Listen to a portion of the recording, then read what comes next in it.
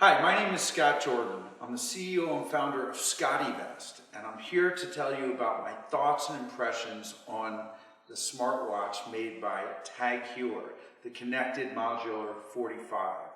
Now, you might be asking, why am I so uniquely qualified to give a review of a smartwatch?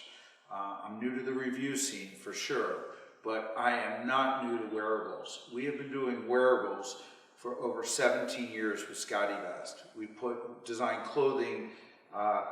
We design clothing for all your electronic devices. I am a gadget guy, but in addition to being a gadget guy, I am also a watch guy.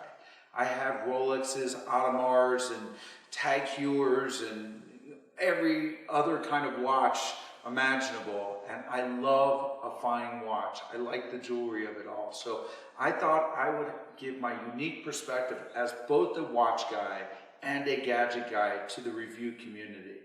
My review is going to focus on two things: hardware and software. And I'm going to try to bring to the table some unique perspectives that other people have not focused on, or build more on what other people have.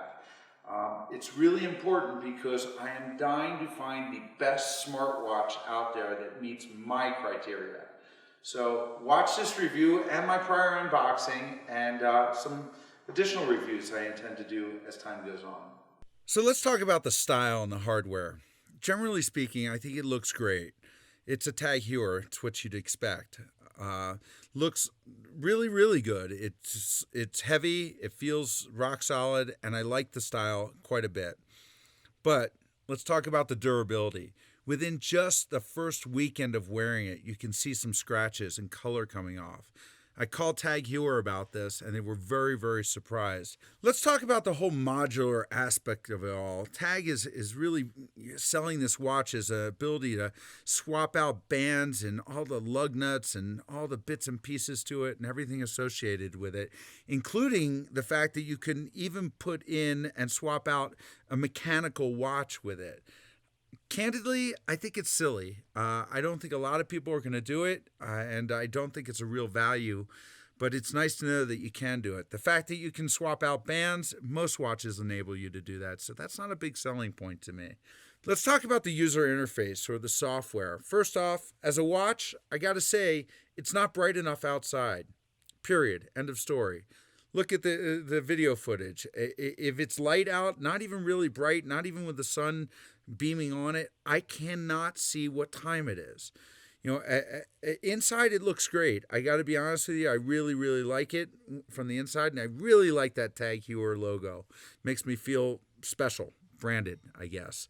There aren't that many faces to it, and especially the faces that they do have, there's only one that has the smartwatch features to it, and that watch has a horrible brightness on the hands. You can barely see it. I suspect that they're going to come out with more faces over time. When I talked to TAG Heuer about that particular issue, they said, well, you can download another smartwatch face, which pretty much takes away the whole advantage of wearing a TAG Heuer if you don't have the logo of TAG Heuer on the watch face. So that didn't work for me. But most importantly is the battery life. It's horrible. They claim it's about 25 hours in a single charge.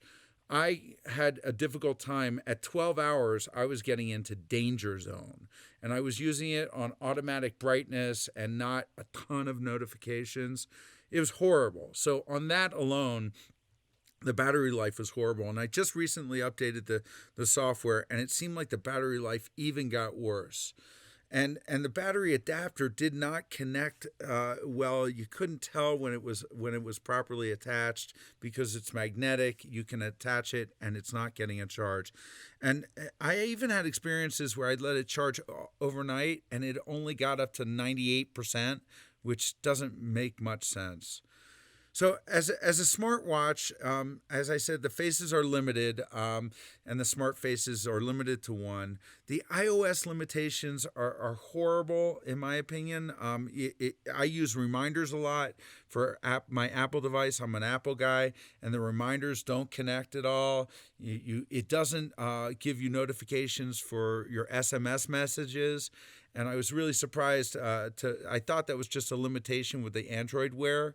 but when I got the Samsung Galaxy, I actually can get notifications. I can't respond to it, although I really don't want to use my device, my watch, to respond. If I've got to, respond, I'm going to pull out my phone. So, GPS functionality, it's included. I can never find the map. I looked in there carefully, but maybe that's what's draining the battery, but it shouldn't, because other things have it. Had a lot of problems on the connectivity.